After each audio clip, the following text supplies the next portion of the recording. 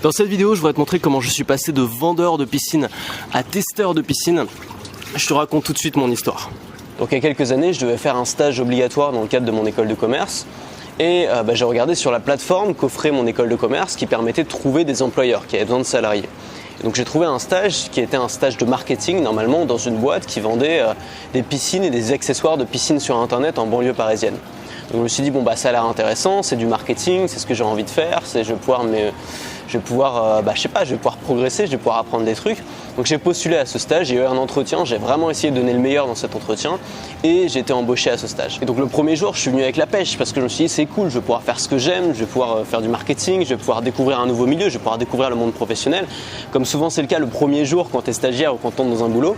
Et comme souvent c'est le cas le premier jour quand tu es stagiaire ou quand tu démarres un boulot, les désillusions viennent très vite. Donc déjà j'arrive dans la boîte et je me rends compte qu'en vrai, il y a juste le patron de la boîte, un manager qui se trouve être son beau-fils et sinon il n'y a que des stagiaires.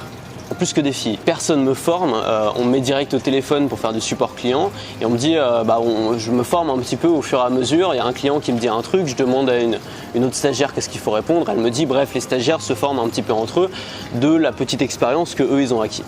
Et finalement, au bout de quelques semaines, je me rends compte que c'est l'horreur, je me rends compte que j'ai envie d'arrêter, que je déteste ça. D'abord parce que je faisais pas du tout de marketing, tout ce que je faisais c'était du support client.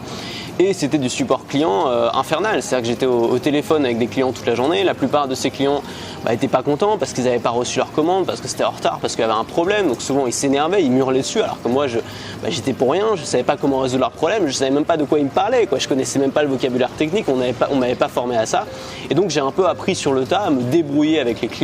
J'ai appris quand même quelques trucs utiles. Par exemple, j'ai appris une chose qui m'est toujours très utile aujourd'hui, c'est quand il y a un problème dans ta boîte ou quand le client rencontre un problème, il faut toujours lui expliquer pourquoi.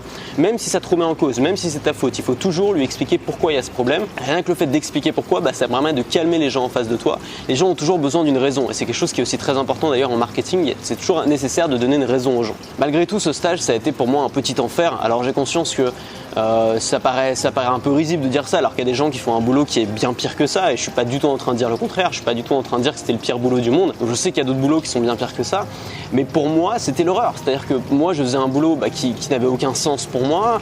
Je trouvais que dans la boîte c'était mal géré, il y avait que des stagiaires qui n'étaient pas formés. Je trouvais qu'il y avait beaucoup je regardais juste le site web, j'avais envie de tout changer, j'avais envie de leur dire non c'est pas comme ça qu'il faut faire, mais évidemment personne m'écoutait, tu vois, j'avais 20 ans, j'étais le petit stagiaire, personne n'allait m'écouter et c'est normal. Et du coup j'étais là passivement à regarder un site qui pour moi fonctionnait mal, aurait pu fonctionner beaucoup mieux, à faire quelque chose que j'aimais pas, que je comprenais pas, qui me semblait inutile, à faire aussi souvent des tâches qui pouvaient être faites par une simple commande Excel, c'est-à-dire déplacer des noms dans un fichier, pendant des journées entières. Et au bout d'un moment je me suis dit c'est pas possible, je peux pas refaire ça, je peux pas passer ma vie à faire ça. Et pourtant il y a des gens qui le font, il y a des gens qui passent leur vie à faire un boulot qui pour eux n'a pas de sens, mais pour moi c'était juste pas possible. Et à ce moment-là il y a un désir brûlant qui est né en moi qui m'a dit Antoine, tu ne seras jamais salarié, tu ne seras plus jamais salarié, c'est fini tout ça. Cette expérience m'a fait comprendre que c'était pas ce que je voulais faire dans la vie et que je me battrais jusqu'au bout pour ne pas faire ça. Et j'ai développé une ambition immense, mais pas l'ambition de devenir le meilleur, pas l'ambition de devenir un maître, pas l'ambition de devenir un patron, mais une ambition immense de liberté, c'est-à-dire l'ambition de faire quelque chose qui me plaise, faire quelque chose qui me laisse libre, faire quelque chose qui m'apporte du bonheur au quotidien, me lever le matin avec le plaisir de passer une journée qui me rend heureux tout simplement. Et cette ambition-là, finalement, combien de gens n'ont pas tant que ça? Parce que je regardais dans ma boîte, rien que le manager de ma boîte, c'était un gars qui avait d'un point de vue factuel énormément d'ambition, mais d'un point de vue personnel, il avait aucune ambition. J'avais pas du tout envie de terminer comme lui, moi. Pour moi, c'était la pire horreur. C'était un gars qui fumait 3 paquets de clopes par jour, qui était toujours super stressé, toujours super excité, qui se mettait tout le temps en colère, qui était toute la journée au téléphone avec des clients, essayer de leur mettre la pression, qui arrivait le matin au boulot à 8h, qui repartait le soir à 22h. C'était un truc de malade. Et le gars avait sûrement un bon salaire, mais franchement, ça vaut pas le coup. Pour partir, finalement, il partait 3 ou 4 semaines par an en vacances. Il essayait de partir dans un truc super luxueux, super classe. Mais pourquoi? Tout ça pourquoi finalement? Pour passer ses journées à faire quelque chose de super stressant, à faire quelque chose de super chiant. Il se faisait détester par l'ensemble des stagiaires. Et moi je regardais ça et je me disais mais non, ok, c'est pas du tout l'ambition que j'ai moi. Et pourtant d'un œil extérieur, ce gars-là il gagnait bien sa vie, il avait une belle voiture, il était dirigeant d'une petite entreprise. D'un œil extérieur, ce gars-là avait réussi, mais d'un œil personnel, ce gars-là c'était un énorme échec. Donc ce que j'ai compris pendant ce stage-là, c'est que la réussite n'était pas quelque chose de factuel. La réussite n'était pas quelque chose de général. La réussite n'était pas quelque chose d'universel. La réussite était quelque chose de personnel. C'est-à-dire que moi, je me suis posé la question, ok, c'est quoi ma vision de la réussite après avoir fait ce stage? Et j'ai compris que ma vision de la réussite n'avait rien à voir avec la vision de la réussite de mon manager, qui selon lui était sûrement un succès. Pour moi, ma vision de la réussite, c'était de pouvoir me lever le matin à l'heure que je voulais, faire ce que je voulais, commencer une journée en faisant un boulot qui me passionne, travailler comme je l'entendais, avoir une liberté extrême dans mon travail, c'est-à-dire pouvoir faire ce que j'ai envie de faire dans une journée, pouvoir voyager à l'autre bout du monde, pouvoir être là au bord d'une piscine dans un hôtel de luxe en Thaïlande si j'ai envie, ou alors à l'autre bout du monde, ou alors au Québec, ou alors, enfin tu vois, n'importe où. C'était ça pour moi, ma vision de la réussite. C'était pas de pression, pas d'engagement supérieur ou inférieur, c'est-à-dire pas d'employeur, pas d'employé, être tout seul dans ma boîte, pouvoir organiser mes journées comme je l'entends, pas avoir des employés qui, malheureusement c'est souvent le cas, sont en train de te dénigrer, sont en train de dire que tu fous rien dès que tu pars en vacances, et pas de l'autre côté, un manager qui est en train toujours de te mettre la pression, qui comprend rien à tes besoins, à tes envies, qui n'écoute pas ce que tu as à lui dire quand tu as des recommandations à lui faire pour sa boîte. Bref, une ambiance, enfin moi je suis quelqu'un de solitaire, je suis quelqu'un d'introverti, j'ai envie de travailler seul, j'avais envie de travailler seul et j'avais envie quand même de bien gagner ma vie, j'avais pas envie d'être juste de galérer, j'avais envie quand même de bien gagner ma vie. Et donc à partir de ça, j'ai essayé de construire quelque chose sur mesure. Et si je fais cette vidéo, c'est pas seulement pour te dire voilà, regarde ma vie elle est trop cool, si je fais cette vidéo, c'est pour te dire que toi aussi, peut-être qu'on t'a inculqué une vision de la réussite qui n'est pas la tienne, peut-être qu'on t'a inculqué une vision du succès qui te convient pas, qui convient pas à tes normes, à tes besoins, à tes envies. Et ça, c'est un truc qui est tellement difficile, c'est tellement difficile de s'en débarrasser quand tu as ta famille, quand tu as tes amis, quand tu as tout le monde autour de toi, ton école, je sais pas, qui te mettent la pression en disant c'est ça le succès, tu feras ça et rien d'autre, tu vois, ce sera un métier intellectuel ou que tu feras devant un bureau, enfin devant un ordinateur toute la journée à la défense, tu vois. Quand on fait croire que c'est ça le succès et que toute ta famille se réunit pour te mettre la pression, pour te dire que c'est ça le succès, c'est extrêmement difficile de leur dire non, c'est pas ça le succès, c'est pas ça le succès pour moi. Moi j'ai envie de faire autre chose, moi j'ai une autre vision du succès. Ma vision du succès c'est tel truc. Alors évidemment, toi et moi ça va pas forcément être la même, on a tous notre vision du succès, on a tous nos envies. Mais l'important c'est de partir de soi-même, c'est de partir de ses envies, c'est de partir de ce qui nous fait kiffer au quotidien, c'est pas de partir des autres. Et pourtant on part tous des autres, la plupart d'entre nous partons des autres, partons du succès vu par les autres, partons du succès lu dans les bouquins, vu à la télé, et on se dit voilà, moi je veux être ça, c'est comme les gens qui veulent devenir une célébrité. On se pose même pas la question de qu'est-ce que c'est au quotidien d'être une célébrité, est-ce que vraiment c'est kiffant, est-ce que les célébrités sont vraiment heureuses? On se pose pas cette question-là. On regarde les gens à la télé, tout le monde dit ça c'est le succès, et donc on se dit ok, il faut que je devienne la même chose, il faut que je fasse la même chose, parce que j'ai pas d'autre choix si je veux avoir du succès dans ma vie. Et en fait, si, on a d'autres choix. Et ça, c'est un des grands mensonges de notre société, c'est qu'on a construit un truc qui est juste une invention humaine, qu'on a appelé l'échelle sociale. Donc on a dit il y a une échelle, une seule, avec les mêmes barreaux, qui s'appelle l'échelle sociale, et le but c'est de grimper en haut de cette échelle sociale. Donc il y a une seule échelle et il y a 60 millions de personnes qui ont envie de monter en haut. Tu t'imagines bien que les 60 millions de personnes vont pas y arriver parce que tout le monde va se battre, tout le monde va être là en train d'essayer de se pousser pour attraper le dernier barreau, et au final il y a qu'une minorité qui va arriver en haut de l'échelle sociale et tous les autres vont rester en bas et vont être envieux de cette minorité. Et ce que tu peux faire toi, c'est en mode fuck them all, tu vois, t'arrives avec ton échelle en bois, tu vois, ou ton échelle en carton ou n'importe quoi, tu la déplies devant les autres, tu la déplies à côté de l'échelle sociale et tu grimpes tout en haut et personne n'aura envie de monter dessus parce que c'est pas l'échelle qui est présentée par tout le monde. Et c'est ça en fait, moi le message que je voudrais te faire passer, c'est que il y a une échelle sociale, on fait croire que c'est le seul chemin vers la réussite, on fait croire qu'il n'y a qu'un seul chemin vers la réussite, vers le succès, alors que c'est pas vrai.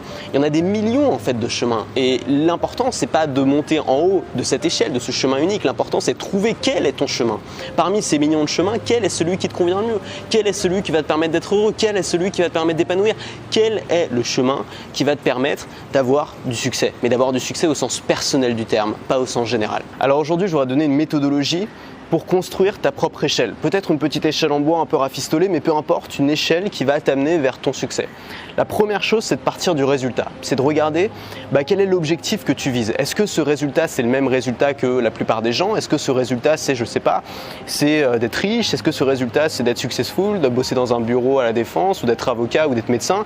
Est-ce que ce résultat, c'est, je sais pas, d'être célèbre, d'être une star? Ou est-ce que ce résultat, c'est un résultat que tu as toi-même imaginé? Par exemple, je sais pas, pouvoir partir où tu veux. Alors moi, c'est un résultat qui me convient à moi, toi ce sera peut-être différent, mais pouvoir partir où tu veux, quand tu veux, pouvoir travailler où tu veux, pouvoir te lever le matin en étant heureux de te lever, en étant heureux de démarrer une nouvelle journée en faisant ce que tu aimes. Bref, définir tes propres critères, le résultat que tu veux avoir. La deuxième chose, le deuxième La deuxième étape pour construire ta propre échelle, c'est de raconter l'histoire à l'envers. Et ça, souvent les gens, tu vois, ce qu'ils font, c'est qu'ils se fixent un résultat et disent ok, voilà, c'est là où je veux aller, et ils partent de là où ils en sont aujourd'hui. Ils essayent de se frayer un chemin, ils essayent d'imaginer un chemin pour arriver là où ils veulent aller. Le problème, c'est que c'est super compliqué parce qu'il y a 50 000 chemins différents. Moi, la méthodologie que je te propose, c'est de construire l'histoire à l'envers. C'est-à-dire que tu vas partir du résultat, tu vas partir de là où tu veux être. Et à partir de ce résultat, tu vas raconter les étapes, mais dans le sens inverse. C'est-à-dire, tu vas dire ok, imaginons, je vais te le faire pour moi, imaginons mon but, c'est de pouvoir être, c'est de pouvoir vivre si j'ai envie dans un hôtel de luxe à Bangkok à l'année et de me lever le matin et faire ce que j'ai envie. Ok, si je veux faire ça, qu'est-ce qu'il va me falloir? De quoi est-ce que je vais avoir besoin?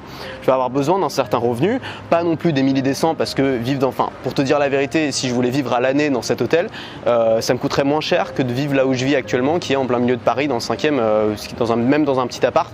Si tu prends en compte la bouffe, tout ça, ça me coûterait moins cher. Donc c'est pas si cher que ça. Disons qu'avec 3 000 € par mois, j'ai une très belle vie à Bangkok, je peux vivre dans un hôtel luxueux au quotidien. Ok, donc ça c'est la première chose. Ensuite, je vais avoir besoin de quoi d'autre? Je vais avoir besoin de pouvoir faire un boulot à distance, c'est-à-dire de travailler peut-être sur internet ou de faire en sorte d'avoir un travail qui ne me demande pas d'être au quotidien en face à face avec des clients ou avec des partenaires. Ça c'est la deuxième chose, donc travailler sur internet. Troisième chose, ça va être d'avoir la liberté d'organiser mes journées comme je l'entends. Donc pour ça, il ne faut pas que j'ai de patron, il ne faut pas que j'ai de manager, il faut que je sois mon propre patron. Donc là, on a déjà construit quelque chose il faut que je travaille sur internet, que je sois mon propre patron et que j'ai au moins 3 000 € par mois. J'ai 3 critères que je peux remplir qui ne sont pas forcément si compliqués à atteindre, mais au moins je sais comment faire, quelles actions je vais devoir poser pour atteindre ce résultat parce que j'ai construit l'histoire à l'envers. La troisième étape, c'est de designer le métier parfait. C'est-à-dire que là, tu as les critères que tu as besoin de remplir pour atteindre ce résultat et à partir de ces critères, tu vas devoir construire le métier de tes rêves. Donc moi par exemple, ça n'a pas été si clair dans ma tête dès le début. Là, je te fais le truc après coup, c'est toujours plus facile. Au début, je savais pas trop ce que je voulais, je savais pas trop par quelle route j'allais y aller, mais ce que j'aurais pu me dire, tout ça aurait pu être beaucoup plus rapide, tu vois. Si dès le début j'avais mis les critères précis et que je m'étais dit ok, quel boulot je pourrais designer pour atteindre ces critères qui me permettent d'avoir ce résultat, je me serais dit voilà, il faudrait que je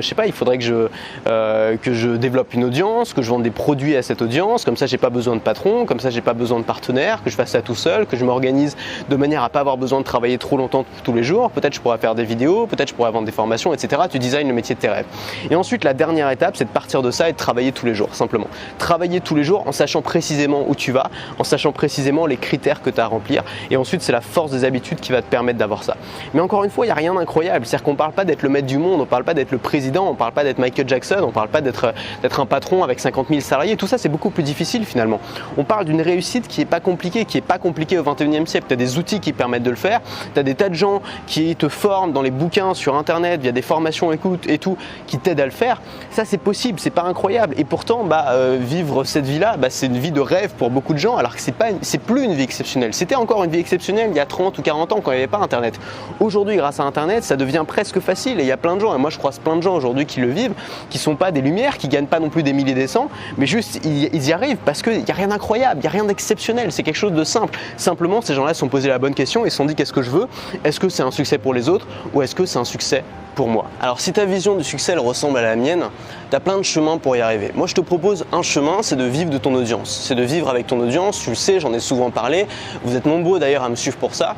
Et j'ai créé un pack de 3 formations qui s'appelle le pack branding qui va justement t'aider à vivre de cette audience-là. Une des principales difficultés que tu vas avoir si tu veux vivre de ton audience, c'est de développer une image qui soit suffisamment forte, de développer une identité qui soit suffisamment impactante pour que les gens aient envie de te suivre, pour que les gens aient envie de regarder tes contenus, de regarder tes vidéos, de lire tes articles, de lire tes bouquins peut-être, pour que les gens aient envie aussi d'acheter tes formations et te permettre de vivre de ça. Et pour ça, j'ai rassemblé 3 formations qui vont t'aider à le faire. La première formation, c'est une formation qui s'appelle thématique sur mesure. C'est une formation qui va t'aider à démarrer, à trouver la bonne thématique, à savoir par où partir, c'est-à-dire de quoi est-ce que tu vas parler dans tes vidéos. La deuxième formation, c'est une formation qui s'appelle créer une marque qui vend. C'est une formation qui va t'aider à construire une marque autour de ton contenu, c'est-à-dire à construire une identité, à construire des valeurs, à construire une image aussi, un logo, des couleurs, tout ce qui va permettre aux gens d'avoir des sentiments, des émotions quand ils vont voir ta tronche simplement, quand ils vont entendre parler de toi. Et la troisième formation, c'est 7 jours pour être à l'aise en vidéo et en audio. Ça, c'est si tu fais des vidéos, si tu fais des podcasts, si tu as besoin, ou si tu fais des formations devant une caméra et que tu as besoin de prendre de l'aisance, de prendre de la confiance, de gagner aussi en charisme. On parle souvent de charisme, on pense que c'est inné, mais c'est inné pour certaines personnes, mais pour la plupart des gens, ça s'apprend. Moi, j'étais pas du tout charismatique au début. Aujourd'hui, je le suis un peu plus et j'espère l'être un peu plus dans 5 ans. Et donc, j'ai créé une formation complète pour te montrer justement comment faire pour être à l'aise en vidéo, même si à la base, on n'est pas Georges Clooney, quoi. Donc voilà, c'est un pack de 3 formations qui va t'aider. Ces 3 formations, elles sont à 99 € au lieu de 597 €, je crois. Donc ça te fait une grosse promotion seulement pendant quelques heures. Donc il reste quelques heures pour en profiter. Tu as le lien qui est en description si tu veux aller voir ça. Et puis finalement, pour conclure cette vidéo, c'est quoi le résultat de tout ça? C'est que aujourd'hui, je vis pas la vie que j'avais prévue. C'est-à-dire que je vis pas ici. Ça, pour moi, c'est quelques mois par an. L'Asie du Sud-Est, tu vois, le soleil et tout. C'est quand il fait un peu froid l'hiver. Là, on était en mars, il faisait -3, ça va bien, tu vois, je viens ici. Mais c'est même pas ma vie. C'est-à-dire que j'ai choisi finalement de vivre à Paris. J'ai choisi de vivre une vie qui ressemble à celle de beaucoup d'autres gens. Mais ce qui est important, finalement, c'est d'avoir choisi cette vie. C'est que si je voulais vivre ici à l'année, je pourrais. Et que je l'ai testé même, tu vois, je suis resté pendant 5 mois en Asie du Sud-Est, j'ai vraiment testé pas mal de trucs et finalement j'ai fait un choix en connaissance de cause. Mais ce qui est vraiment important à comprendre, c'est que, encore une fois, le succès que je te montre là, c'est-à-dire j'ai fait cette vidéo juste pour le titre, hein, pour être honnête avec toi, de testeur de piscine à vendeur de piscine, de vendeur de piscine à testeur de piscine, je trouvais ça trop drôle.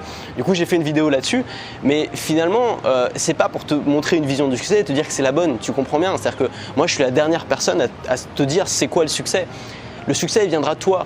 Et finalement, pour moi, aujourd'hui, le succès, c'est d'être heureux dans ma vie, c'est d'avoir un boulot qui me passionne, c'est d'être heureux dans mon couple, c'est de vivre à Paris, dans le 5e, dans un petit quartier que j'adore, dans un petit appart que j'adore, avec mes animaux, avec mon chat et mon chien. C'est ça pour moi le bonheur. Et mon bonheur, il est super simple finalement. Il y a plein de gens qui peuvent avoir ce bonheur-là. Mais il n'y a pas un seul bonheur. Et finalement, quand je te montre des piscines, des hôtels de luxe et tout, c'est pour le fun. Mais c'est du bullshit, on s'en fout. Ton bonheur à toi, il appartient à toi. Et finalement, ce stage, la deuxième conclusion aussi que je voulais donner, c'est ce fameux stage qui était de loin la pire expérience professionnelle de ma vie. D'ailleurs, je me dis un jour, c'est obligé, il y a mon patron ou je sais pas quoi qui va tomber sur une des vidéos où j'en parle. Alors si tu regardes cette vidéo, je suis désolé, c'est vraiment pas contre toi, c'est juste j'utilise parce que ce stage a été extrêmement important pour moi et je voudrais même te remercier. Si tu es mon patron et que tu regardes cette vidéo, je voudrais vraiment te remercier parce que je ferais pas ce que j'aime aujourd'hui. Je ferais peut-être que si, mais j'en suis pas sûr. Je ferais peut-être pas ce que j'aime aujourd'hui. Je serais peut-être pas aussi heureux aujourd'hui si j'étais pas passé par là. Si j'avais pas vécu cette vie-là, si j'avais pas vécu cette expérience-là. Parce que cette expérience m'a fait me dire, ok, plus jamais je revivrai ça de ma vie. C'est pas possible en fait, je peux pas. Si je me respecte, je peux pas faire ça. Et donc ça m'a donné une motivation, ça a allumé une flamme en moi que j'avais jamais connue avant et qui m'a permis de passer de étudiant en école de commerce qui picolait pas mal, qui bouffait pas top, qui était pas super, tu vois, qui était un peu blasé de la vie, à ce que je suis aujourd'hui, c'est-à-dire je pense quelqu'un de mieux quoi. Ma vie me fait kiffer, c'est tout. Donc merci et parfois, il faut passer par là. Parfois, il faut passer par des expériences difficiles, par des expériences très chiantes pour nous, pour savoir ce qu'on va faire dans la vie. Casey Neistat l'a souvent dit, c'est un vlogueur américain qui a cartonné, qui a explosé. Il a dit souvent, moi, ce qui m'a donné envie de faire ce que je fais aujourd'hui, c'est d'avoir travaillé comme dishwasher, donc comme laveur de vaisselle, dans un horrible restaurant de fruits de mer. Peut-être que s'il n'avait pas fait ça, il n'en serait pas là aujourd'hui. Peut-être que moi, si j'avais pas fait ça, j'en serais pas là aujourd'hui. Retiens ça.